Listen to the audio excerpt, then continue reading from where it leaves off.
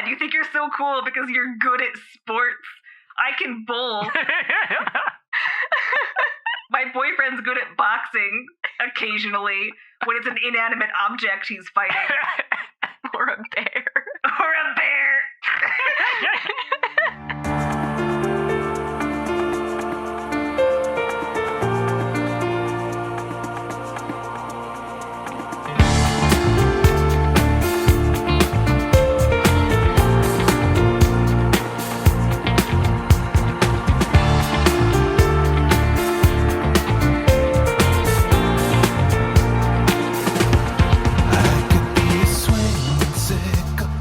Welcome, everyone, to another very special episode of Quest Friends. For once, Kyle is not with us, and I'm definitely not panicking about all this newfound responsibility, even though I've run games in the past before. But that's fine. We're all here. Everything's great. And we are playing a new game today, Uneasy Lies Ahead by Adam Bell. You can buy this game over on itch.io, and I would definitely recommend checking it out because I personally like it a lot, and I'm hoping that my friends do as well, but we'll see how that goes. To start with, I'm just going to flip through my nightmare of screens. Oh god, this is going to be an absolute disaster. You have nobody to blame but yourself, Tom. Well, I have Kyle to blame but myself, because if I wasn't sharing my Zoom screen, this would be easy to switch between screens. I'm struggling to get out of Zoom is the problem.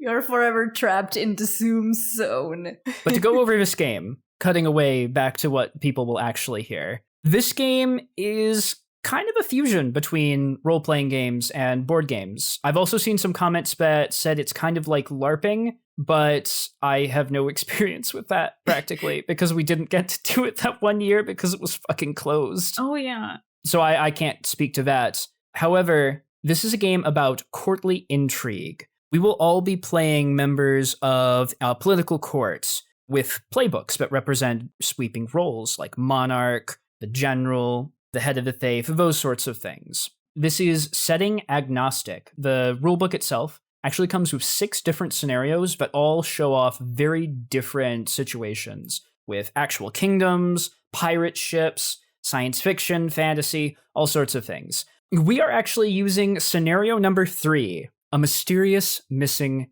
gym teacher, which means we are going to be doing this in a high school setting.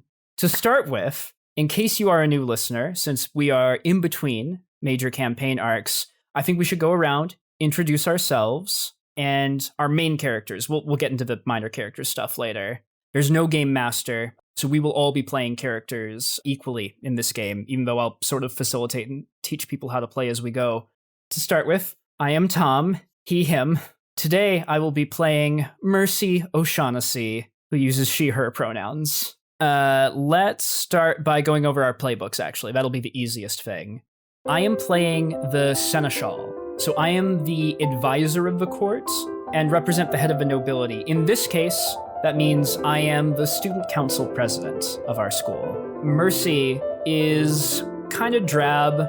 She's got straight black hair, about shoulder length, wears like glasses with very thick rims, and has this sort of like, the school doesn't require a uniform, but she looks as if she's wearing like a school uniform anyway, because she's that uptight about dressing nice. I'm Ari, she, her, and I'll be playing Robin Rivera, who is also she, her. I am the general.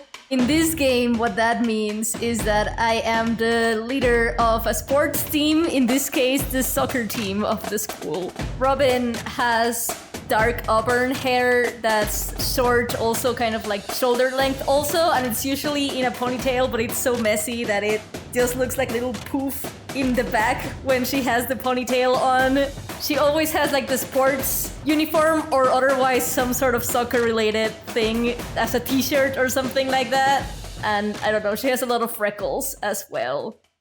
I'm Hallie. My pronouns are she, her, and I will be playing Reagan LaPerriere, who is also she, her. I'm using the Monarch playbook, which means I am, as you can probably guess, the head honcho. In this scenario, the senior class president. Reagan dresses in what you might call like glamour prep. Think of like Cher from Clueless. a lot of like the skirts and the jackets that match, and her hair is always like straight but flippy and like blown out immaculately. But in recent months, she has definitely been wearing ponytails a lot more than like well-styled hair, and sometimes she even comes to school in sweatpants. So she's been slipping a little bit as senior year continues, but on the whole, at least still preppy. She does a headband from time to time when she does the ponytail. I'm Emily. My pronouns are she and they, which is the first time I get to say that on a recording. Woo! And I'm playing Edgar Norman Smith, he, him. I'm playing the entertainer, and in this case, it is the head of the poetry club at school. Edgar, no, I didn't just look down to check if I had his name right. Your own character. This is fine. It's a joke on Edgar. Like, it's fine. Edgar, wish it was Wish it was Ellen. Poe. Yes. Edgar dresses in the dark academia aesthetic, and I learned that that is also sort of, aesthetics are also a lifestyle, so he very much goes for that whole lifestyle. He carries like an old leather messenger bag and like hunches his shoulders to try to look brooding. I am picturing Daniel Dankovsky. Probably. It's the bag that really sells it. I think this has killed Hallie already. I regret this. You've played yourself. I have. And we haven't even begun the game. Shut up, Tom. I know what I'm about. So let's get into our scenario. A mysterious missing gym teacher.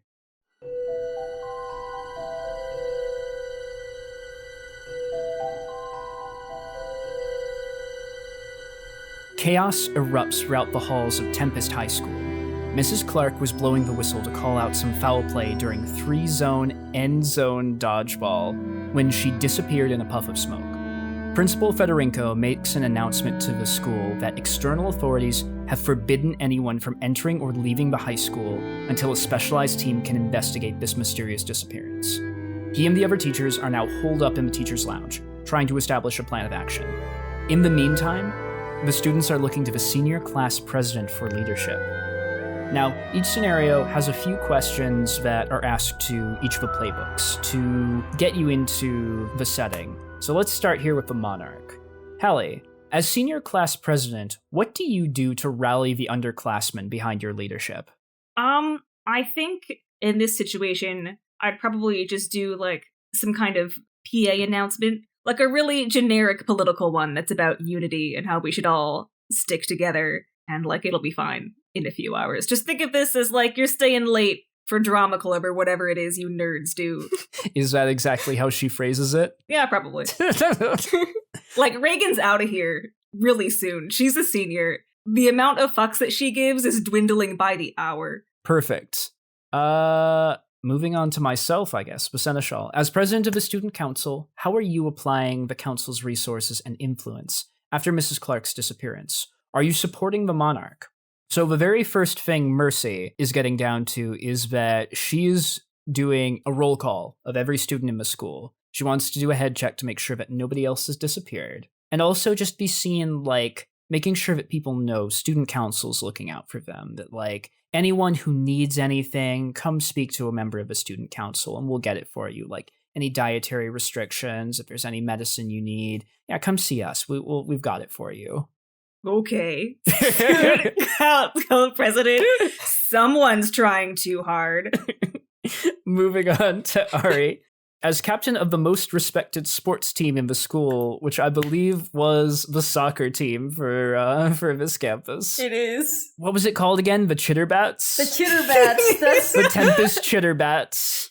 Amazing. As captain of the most respected sports team in the school, how have you and your fellow athletes taken action during this crisis?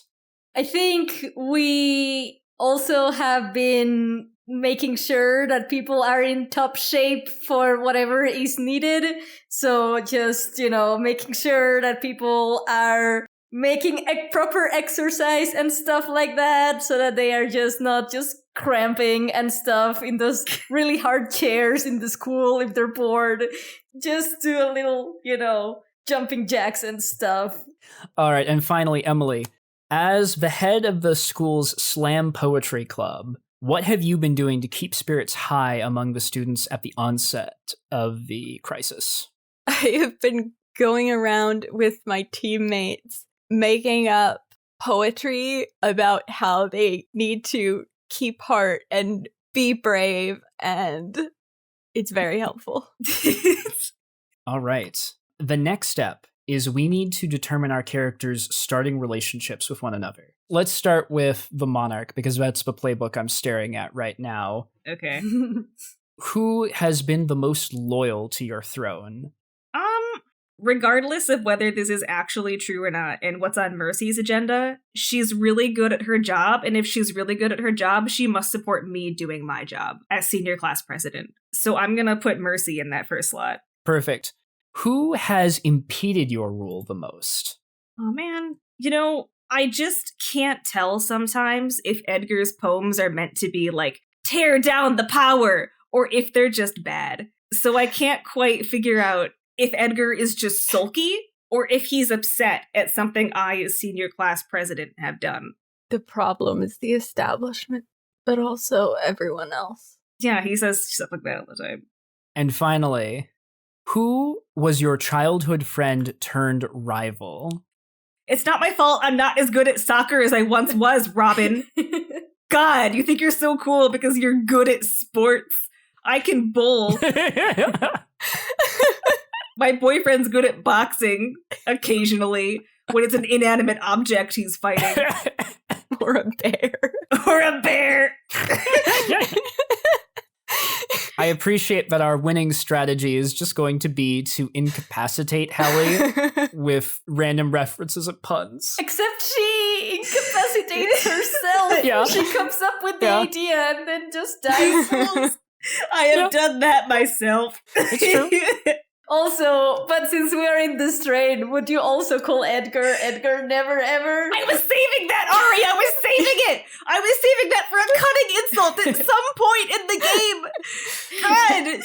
I was saving that! I'm glad I ruined your joke. You ruined the only thing I had up my sleeve! You ruined the only thing for me! Well, I'm putting antagonistic ×2 next to Robin. Oh my god. ×2! all right, so you had one alliance with me, one animosity with Emily, and then one alliance and animosity with Robin. Okay, Yeah. perfect. Entertainer, you're the next playbook on the list here. Who has paid you to be sung about in a positive light?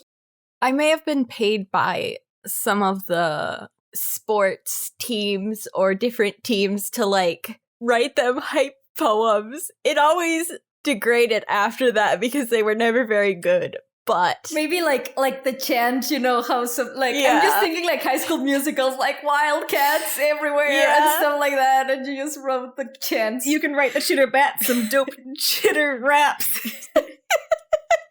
This is going to be the entire night. oh, but yes. All right, one alliance with Robin. Next, who has attempted to have you silenced for a contemptible song? Well, let's see. We've got, what's the third one? The third one is who have you sung about the most truthfully? That's the +1 to each. Okay. I feel like someone is very concerned about keeping with the status quo and doing just a really good job in our student government. So I think that Mercy would be the one to be like, stop saying rude things. Yes, I embrace this. I've definitely tried to have you silenced. But in the most passive-aggressive way possible, like, oh, it just seems that you haven't really filled out this form correctly for funding for this year. Your club could be canceled if you don't get this turned in time. When's the deadline? Oh, it's in 15 minutes. Please make sure you have everyone sign it. We have 2 members. That was how I was foiled. Mercy just assumed you were an actual club. And that means you've sung about our monarch, Reagan, most truthfully. Oh, I've been very truthful. And yet I still can't figure out what you mean. Because that was what I wrote next to animosity? I don't know. Well, what does it mean when someone writes very flowery poetry about how sometimes you come to school in sweatpants, and what does that tell us about the leadership? Is that perhaps a strength? They're fashionable sweatpants. Popping down to the general playbook. Ari, who helped you get your generalship? I'm torn because I've been thinking either of giving it to Hallie's character or to yours, but I think I'm going to give it to Hallie's because Robin would be like, I started playing soccer with Reagan when we were little, and she really gave me the passion of playing soccer. And really, I know she stopped playing it, but it's just because she's kind of on a phase, but she's gonna come back to it. But I couldn't be where I'm at if it wasn't because of her and her, childhood experiences with soccer. So anyways, it's her. It's Reagan. You're so nice. Fuck you. Yeah, she's very chipper and like, go team. And God. All right, so you can mark one alliance with Reagan. While you're getting that noted, who have you tried to arrest in the past? Which we can interpret that loosely because you're not literally a captain of the guard. You're under arrest. Well, I have an idea. Rather than try to arrest, what happens is that I feel like Edgar sometimes just walks across the soccer field in the middle of a game, just trying to write a poem or just thinking about their next art piece or whatever. And so Robin has been trying to be like, hey, we're in the middle of a game, you're gonna get hurt, get away from here. But then it's kind of been misinterpreted as like arresting, even though it's just taking them away from the soccer field. Get off our field. Get off our field in the middle of our game. You're gonna get hurt. The stars are bright tonight. I thought you were going to say, the team just kicked Edgar with soccer balls. Oh my god. No. I mean, maybe accidentally sometimes, but it was never on purpose. Edgar channels his pain into his poetry. It was definitely on purpose now. All right, so you can mark one animosity with Edgar then. Okay, and then finally, who will back you up in a fight and then start one with you the next day? See, I was torn because at first I was like, Hallie's fits there with a childhood friend turned rival. But I also think with Mercy, because by how you have described her, she sounds like that very passive-aggressive council member, which is like, oh yeah, I can help you with this thing. And sometimes she does, but sometimes she's just passive-aggressively not helping at all and actually blocking things from happening. And so it's this really weird relationship with her. This feels extremely accurate, so you can take one of both with me. Perfect. And that brings me down to myself. Who do I reserve my best advice for? Ooh, that's a good question. Not me, since you tell me right before things are due. I mean, the advice was just do it better next time. That's pretty good advice. How dare you? This is why I have one animosity with you and one alliance. Thinking about all three of them here, I'm going to give this one to our monarch, Reagan. I'm going to take one alliance with her. Really? That I have indeed given my best advice to our monarch. As anyone should. I should be supporting the senior class president to the best of my ability. Gotta learn how to do her job when you take it. It's really hard, okay? Who is jealous of your appointment to the courts? I'm going to say it's Edgar. Not because Edgar necessarily wanted to be on student council, but because Edgar really wanted the time slot that I use for student council business as an opportunity to share poetry with the whole school. And the attention student council gets takes away attention from other things like the fine arts. Yeah, it's true. It's really rude. And finally, who most often agrees on which issues are important, but not on the solution? I'm giving this one to Robin. Yeah, that's accurate. And that was what decided all the others for me, was I feel like Robin and Mercy would both be like, this is a huge problem, but have wildly different reactions to how that needs to be fixed. I feel like that also ties in on the fight with you, but also fight against you. Yes, I like it a lot. All right. So we have set up our initial relationships. Let me pop back over to our game setup because we are just about done. Beyond that, that's right. We get to introduce our minor characters. So in order to expand the cast, Each of us came up with a minor character who is someone important to the main characters we play as. And then a different player plays that minor character so that we're not talking to ourselves if we're ever conferring with them. So now we get to go around and introduce those minor characters briefly. I'm going to start. Mercy's main lackey is Roger Dodger. He's a short sophomore who is part of a new school newspaper. And just because fuck yeah, why not go all the way? He wears a newsboy cap. He thinks it looks really cool. He's got this like hipster twee vibe going on. And he's just, always running around places trying to snoop things out. And Emily, were you playing Roger Dodger? I suddenly forget. Yeah. Okay. Yeah. Yeah, so Emily will be playing Roger Dodger. Who wants to go next? I can go next. My character is Bruce Shane. He is a junior that has been playing as the mascot of the soccer team, the Cheater Bats, so he is almost always in the bat costume because he also likes wearing it and he feels that that's his top area of expertise. So that's what... Oh, sorry, pronouns are he, them. Yes, and Rogers are he, him. And I will be playing Bruce Shane, this terrible bat mascot.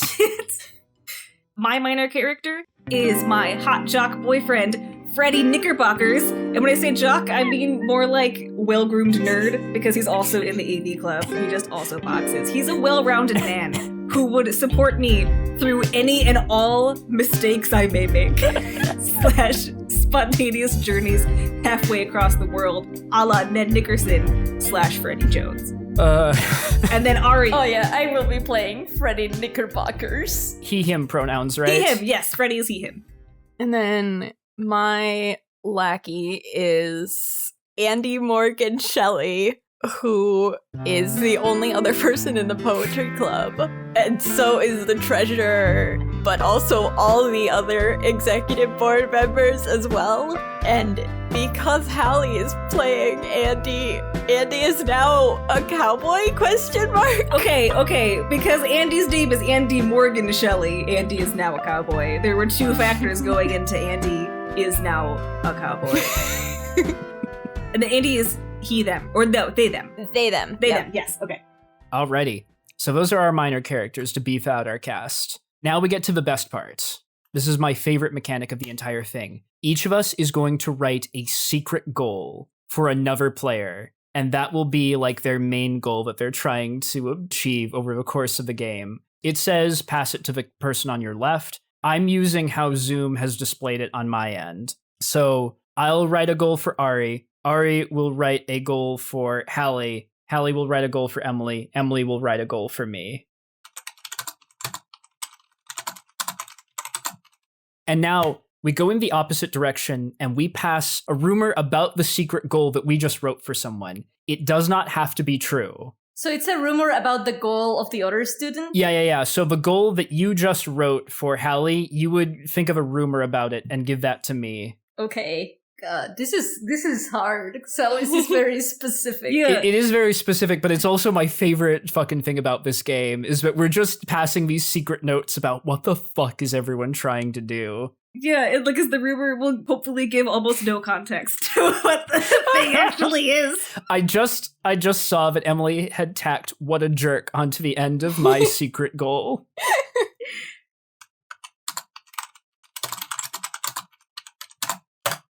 Awesome. All right, did we all pass our rumors around? Yes. Yeah.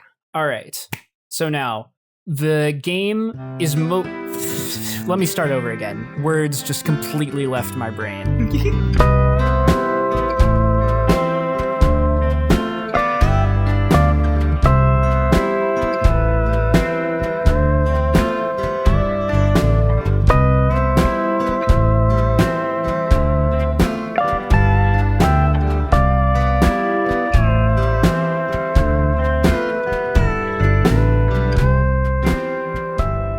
Hello, everybody. Welcome to the announcement break, this time featuring me, Tom. Hope everyone is enjoying the game thus far. As a quick reminder, our theme song is Liquid Nights and Disco Lights by Miracle of Sound. We also have an NPC shout-out today. This is a perk anyone subscribed at the $5 level or above can get on our Patreon. Ari actually claimed this reward on the backer's behalf because he never claimed it himself. Take us away, Kyle. This is Jimmy Wynn of the Speedy Speed Boys, here to congratulate Dr. Peter Wynn on getting his doctorate. Dr. Peter's thesis was about snails. And while snails aren't as fast as the Speedy Speed Boys, they never give up, and that's what matters. Plus, his snails are venomous, and that's pretty cool. But also pretty dangerous. Which is why, if you're around them, you should make sure you have a doctor around. Like Dr. Peter Wynn! Congratulations again! Quest Friends also has a merch store now. We are selling mugs, sweatshirts, and t-shirts over at tpublic.com. There is also a link below in the description. And my sources are advising me that Kyle has actually made a trailer for our store. So once again, take it away, Kyle. Ah, the holidays. A time for friendship and family, and for many of us, gift giving. And while the festive season might be a little bit off yet, with the state of our supply chain this year, if you're going to get a gift for someone, you need to get it now. Like, now. Honestly, you probably should have gotten it like a few weeks. Now! Go! Luckily, if like me, you're now frantically searching for Christmas gifts, Quest Friends has got your back. Because we have just opened a merch store on tpublic.com. We've got Nest shirts, we've got Hopper shirts, we've got other Hopper shirts. And if your response to all of this is no, well, we've got a shirt for that too. What better way than to cozy up by the campfire in a giant hoodie of a man insisting that he knows how numbers work. And if shirts aren't your thing, we've also got mugs. We've got regular mugs. We've got travel mugs. Those are the only two kinds of mugs we have, but they're the only two we need because they're so damn effective. Why not enjoy a meal with a mug from everyone's favorite cooking assistant, Salad Raptor? Or, just take our logo and drink things from it in a mug, because we have mugs in addition to our shirts. In all seriousness, we've wanted to make merch for a while because it's fun to have those physical reminders of our show's characters, moments, and jokes. So if this is something that interests you, check out tpublic.com or just check the description below. We'd really like to make more merch, but we gotta check and see if this is something that folks would be interested in first. So check it out, and if one of the designs interests you, maybe add it to your cart. Finally, Uneasy Lies Ahead with Tom, Part 2, releases on Monday, December 6th.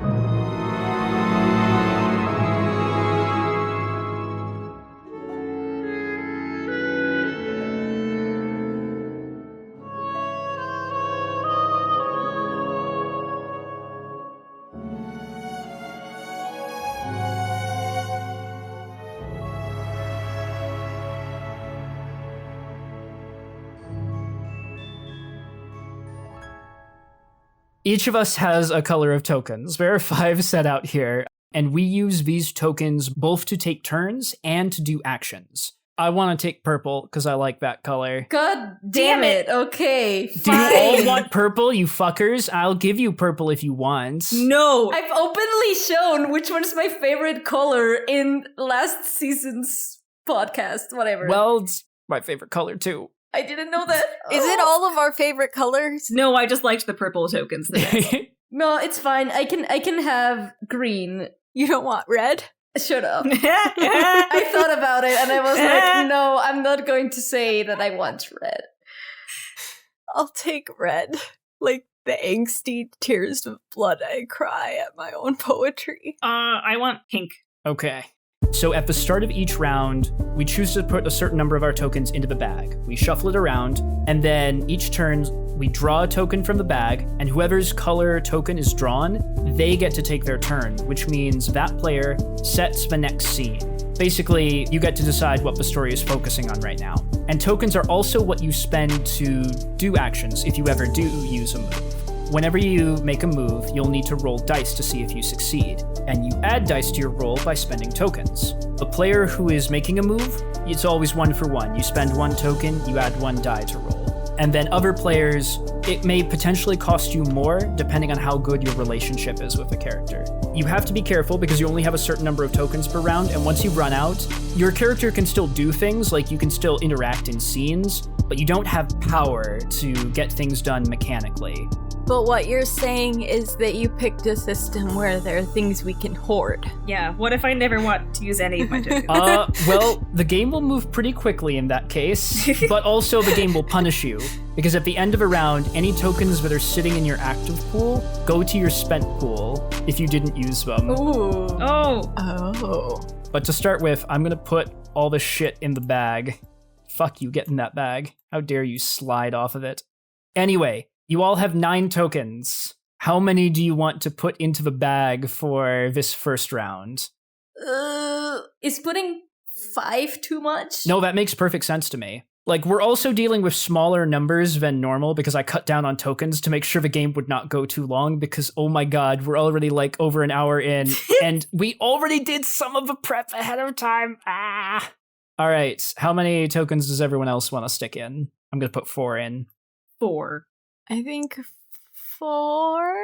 All right. I was waffling between 4 and 5, but then I didn't want to copy Ari, so I said 4, then it looked like I was copying Tom. So now I shake this bag to shuffle it. Whee! I'm really fond of Tabletop Simulator, getting back into it. It's very fun. Give it a little shake. Yeah, it's cute.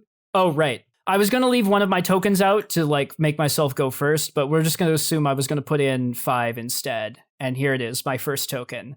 As a reminder, the teachers are all holed up in the teacher's lounge. The gym is off limits. No one is allowed to leave the school per the authorities. So, our first scene, I'm going to make a new location for. I'm going to say it is the like school theater area, which is like a smaller, shittier gym, essentially. Because we can't use our normal gymatorium because it's sealed off. A meeting has been called for all of the students in the theater room. And I'm going to say that all 4 of our main characters are present here. My idea is that this is like backstage before anyone goes out in front of the students. And I'm assuming the 4 of us just happen to be here as a matter of being people who know things. Well connected. And Mercy is just pacing back and forth nervously, like twiddling like a piece of hair in between her fingers, like, oh no, this won't do at all. Madam President, we simply have to let people know that things are going to be okay. I've just been speaking to a lot of students, and I'm not really sure the student body feels safe right now, and very understandably. Oh, did they not hear the PA announcement that went on earlier? Because I can't do anything about that if they didn't. I believe everyone has heard the PA announcement, but I think we just need to be making a stronger show of leadership here. For some reason, I just was not able to convince any of the faculty to come out, even though I asked very politely. Maybe it's because they're busy doing important things. Oh, I hadn't realized you were invited to this, Edgar. I wasn't. I'm never invited. But I'm always here. Look, I'm just saying that we just don't know how long we're going to be stuck here or what all of this is going to entail. So we just need to be sure that we stay on top of situations before they develop. I just want to make sure that we're keeping tabs on everyone. If I can maybe interject here. Hi, I think Reagan did a wonderful speech over the speaker, but I also have some sort of, influence, at least with my teammates. So if you want another person to maybe give a short speech about it, to, pep the morale and everything like I do at the pep rallies, I can make sure to do that too. Solve the situation together in teamwork style. Oh, well, I mean, if we're volunteering to perform for the entire student body, this is something that I have been pushing for a long time. No one wants to see that, Edgar. Not right now.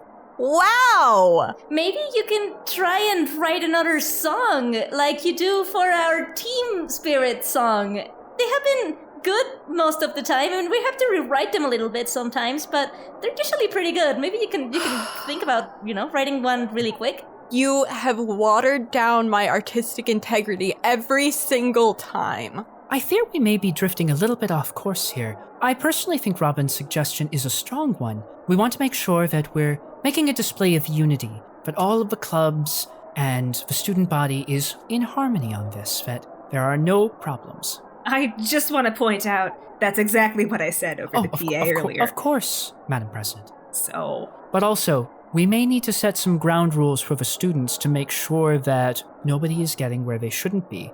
So I think that maybe if we all just go out there and propose some, informal rules that everyone will have to follow for the duration of this crisis, such as students will need express authority from one of the top-ranking clubs in order to access certain areas of the school. I think that could be a really great solution to, stopping problems before they happen. Wouldn't that get in the way of teamwork, though? If we already get some students in charge of blocking access to other students? I feel like we should work together, not against each other. Of course, working together to make sure that nobody sneaks in where they shouldn't be. We don't want students getting hurt, going into the gym, or trying to break into the offices and cause some mischief with school records. Well, I personally think there should be some sort of clue as to what's going on in the gym, so I wouldn't personally be opposed to going there and look at some stuff. That's why I think blocking access might not be the best idea. Well, look, what areas were you thinking of blocking off? Because I agree we can't just have people running all over, not with this situation as it is. I mean, we don't know what happened to the gym teacher, so we don't know what's going to happen to anybody else who's running around. But where were you thinking, Mercy? Well, for now, I was thinking, what if we make sure that, we reiterate, no one can go to the gym, no one can access the sports equipment rooms nearby. We don't want people going out onto the grounds because we don't want people sneaking away from the school. And then we don't want anyone approaching the administrative offices. Those areas specifically seem like the places that we should be keeping tabs on. And I think our clubs are the most organized. She gives some side-eye to Edgar. The most organized with which to do such a thing. What? Yeah, Edgar, can you stop your friend Andy from doing any of that? I feel like that was maybe a dig, but also no. All right, this may not work as we planned, Mercy. What were you saying, Robin? Oh, well, I was saying that me and my team could be in charge of guarding the gym if we're volunteering for guarding certain areas. Well,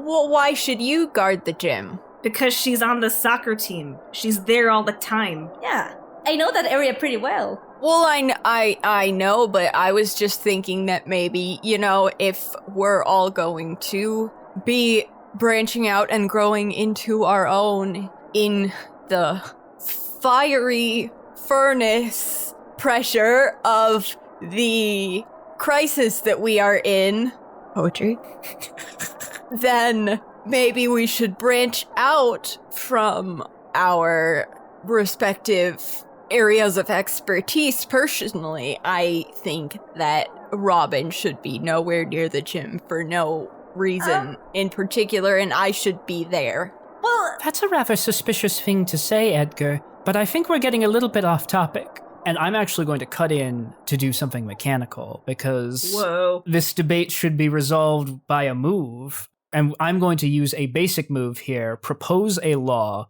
There are two concepts that we are going to be adding things to over the course of the game, and those are laws and public opinions. Laws are, as it seems, the things that we set up as rules as the members of the student body. And if people infract upon those, some characters have the power to arrest people over them. how we choose to flavor this in game is up to us. It's a crisis situation, so who knows what may happen. But the Monarch in particular has moves related to like what happens when people don't follow the laws and how the laws get made. The other is public opinions. That just shows what's going on in the student body, which very much exists and may overthrow us if we aren't careful. And so this is one of our basic moves. I'm just trying to read the description out here. Oh, sorry, it's called Propose a Decree. When you navigate the movements of a court and advise a new policy, describe the law you want to enact and roll. On a success, the law goes into place, but the monarch gets to add an addendum to it, a simple phrase with a but or and on a failure, the monarch gets +1 animosity on you for trying to step on their toes. So it's a bit dangerous, but you know, I'll see how this goes. The law that Mercy is describing would be phrased in our law book, because I've got a little section in Tabletop Simulator where I can actually write in the laws of public opinions. It would be phrased as the ruling student clubs would restrict access to the gym, equipment rooms, grounds, and administrative offices to the general student body. And so, because I have made a move, all of us as players, out of character, need to vote whether we would like my law to succeed or fail. Mm-hmm. So on the count of 3, we will either do a thumbs up or thumbs down. Okay. 3, 2, 1. All right. So that's 1. Because I'm not one of those clubs. Technically you are. I mean, I would. The way that I'm flavoring it is nobody cares enough to tell them no. Okay, never mind. I know you want to change your vote, but I'm going to keep that as a no just for a teaching moment. The number of votes no +1 is the difficulty for the roll. So this would be difficulty 2. And that means when we roll dice, we need at least 2 unique numbers. So the numbers we roll don't matter, low or high. We just need to have unique numbers. Okay. This is so weird. This is very complicated, but I like it doesn't matter if they're low or high. That makes me happy. Yeah, Hallie really likes that. I've just made Hallie's fucking day. You fucking have. Can't wait to roll some dice. I almost said a bad swear. Just roll some fucking dice. Congrats to me. So then, any players who voted yes can contribute dice to succeed, and then any players who voted no can contribute dice to make it fail. And basically, if there's an opposing die and it rolls a number, it cancels out that number from the helping dice. So the bad dice cancel out the good dice, and then if there are enough unique numbers left over, it succeeds, otherwise it fails. Does anyone else want to contribute a die? yeah, I can contribute to succeed. I want to spend a token to try to make you fail. All right, so that's an evil die. Do you want to roll a die yourself, or do you want me to roll that die in-game? You can go ahead and roll it. I'm rolling mine. Okay. I rolled a 1. That's fine, that's good. But it doesn't matter. I rolled a 5 exactly, and then time to roll the opposing die. As long as it's not a 5 or a 1, we succeed. Hey! It's a 3. All right, so the law passes, and it goes into effect. What a waste. So who... right, I'm the only one in game, so I will draw and determine who is next. Hey, it's Emily! Oh, it's me. Oh, no. So you get to set a scene. Soonish after, we have not all split off yet, but I am very comfortable because we are in my domain, the poetry hallway, walking down it to get to actual places. God. What? Oh, nothing. That feels like something to me. It feels like the fiery pit of rage lava in my stomach will burst forth like a phoenix. Rage? Lava? I want to know why you said God. Is it about my hallway? Like most hallways in the school, I don't have a particular opinion about it. You know this is the poetry hallway. You know this is where we go to perform. And you said that in a very specific location. I do know all of those things, although I can't say that I've spent a great deal of time here. I'm very busy with student council work. I don't have a lot of time between classes. Even after school, I'm often here quite late working on things. Sure you are. Like we don't all have our own lives and Oh, of course. loves. naturally. We're all busy, Mercy. Mm-hmm. I'm busy with important things too, you know. Mm-hmm. Why are you saying like that? Oh, I'm agreeing with you. Isn't somebody gonna defend me? Oh, well, I'll defend you, Edgar, Andy says, striding up the hallway. Andy, Morgan, Shelley, thank you for joining me, fellow poet. I kind of like this hallway. You know, I've gotten fond of it. See? Look, I apologize. I wasn't meaning to take up any more of your time. We all have quite a bit we should try to get done, you know, while we wait for the authorities to get here. Yeah, so I'll head off to the gym. Come on, Andy. Oh, why are we... We'll go to the gym Why are we going there? Yeah. to branch out Well, in a crisis. Well, I have an idea. Why don't you branch out to a different hallway and you take care of that? I think that would be a better way for you to branch out. Or maybe you could do the hallway. Well, Because that would be branching out for you, and the gym would be branching out for me, right, Andy? Oh, well, your logic is sound, but My logic is sound. Thank you, Andy. like this hallway. I admit, I'm a little curious about everyone's preoccupation with the gym. I understand it's very scary and exciting, what may or may not have happened in there, but we were told to stay out of there for a reason. Why are you all so keen to guard it? Well, for me, it's just that, that's my turf, and I think that people would listen more to me if I tell them to stay out of it, since I basically live there. So I think that it's just better if me and my soccer team just, guard it and tell people to stay out of it. People would listen to me more, I think. Maybe they would push past Edgar. No offense, it's... I didn't mean anything by it. It's just, they might just... I must admit that's a rather compelling argument. Reagan, who has been there but staring out like a window in the hallway, suddenly turns around and snaps, which I have never been able to do but did just now if it shows up on the Good recording. job! Thank you. I'm really happy about that. I just picture Freddy showing up and she's napping like, thank you, Cole. Oh, not now. I didn't mean you, babe. You can go. Oh, okay. Let me know if you need anything, though. I will. I'll get you in a minute. Okay. Okay, love you. Love you too. All right, Robin. Yeah, I do think that it's best if you take the gym. Edgar, could you walk and talk with me for like a couple minutes? And then while we do that, Tom, I want to know, because this might not happen if this isn't possible, but I wanted to do Ask the People because I was gonna bribe Edgar to tell me his own secret, but I just realized that doesn't really work. Because, like, what the fuck? Maybe it might. Okay, so actually, what Reagan's gonna propose with Ask the People is, listen, Edgar, I can make it so you're in charge of the gym if you want. You just have to tell me why you want it.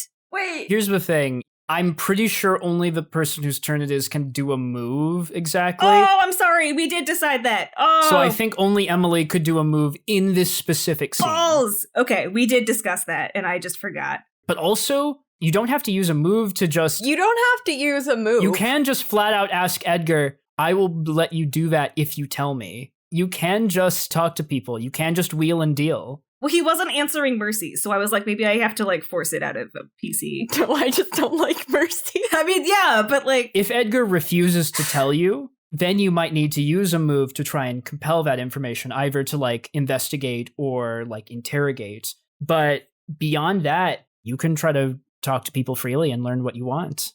Okay. Then in that case, I do everything the exact same, except that Hallie doesn't say, ask the people. I imagine that I would have pulled you aside a little bit. Mercy's probably trying to eavesdrop, but, like, Reagan is, like... Just in the background, looking over, like, Yeah, like, but, like, I'm looking back every so often and, like, flipping my hair in, like, a power move type of a chill out, I've got this kind of a way. It's not super aggressive. It's just, like, hold your horses. Edgar will hold up one finger and turn back to Andy. Andy Morgan Shelley, my poet compatriot. Will you please make Mercy stop eavesdropping? I would never. Now, since I have better things to do than talk shop with you, Edgar, I'm going to be going to do work now, and Mercy will exit stage right. Robin will exit stage left to go to the gym. I solved your problem. Good job, Andy Morgan Shelley. I do my best. And Edgar will turn back to Reagan. Well, I was thinking about having you, like, promise me something in return for this information on top of it, because I think that you're very interested in this information, but honestly, I just kind of want to talk to somebody about it. So I was under my tree contemplating the meaning of life and how that relates to my poetry when I overheard some gossip. Hit me. Just don't tell anyone you heard it from me. Won't be hard. Wow. I overheard that our mutual acquaintance, my one-time sponsor, may have dealt dodgily in the last soccer match. Apparently, there's evidence in the gym, and I think the reason that she's going back there is to cover it up. When did the soccer club sponsor the poetry club? Are you really focusing on that part? It was not official, so they can't. It's just that she never liked poetry, so I don't know why I don't know why I don't know what that's about. Oh, so you're not gonna slam us for, like, the treasury thing and accepting outside dealings? I'm gonna level with you. I don't know what drafting dodgily meant. So you're gonna have to be a little bit clearer. Not everything's a poem. So that Dodgy Roger guy. Oh yeah, Roger Dodger. Yeah, that. Yeah. He said to someone else whose name I didn't bother to learn, or maybe they said to him, one of the two, basically, the soccer team cheated. A slow smile spreads across Reagan's face. Now, I don't know if it's true, but I want to find out. And I also, honestly, kind of want to hang around the gym and, like, see what that does for my artistic aura, because, like, some really heavy things have happened in there, and I think that maybe this will inspire a new work. Reagan starts tapping her foot while she considers her next move. And she will say, "Give me 5 minutes," and then she'll exit stage left. You didn't hear it from me!